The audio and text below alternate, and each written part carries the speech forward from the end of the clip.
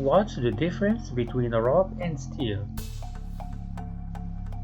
Both to steal and rob mean to take something without permission.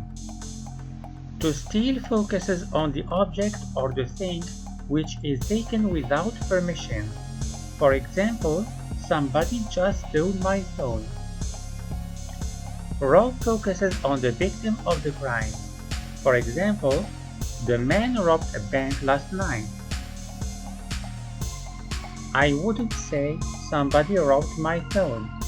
I would say somebody robbed me and stole my phone. Some sentence examples using the words rob and steal. The criminals conspired to rob a bank. I believed that they would not rob again. My wallet's gone. I've been robbed. She admitted stealing the money from her employers. The number of cars which are stolen every year has risen. They were so poor they had to steal in order to eat.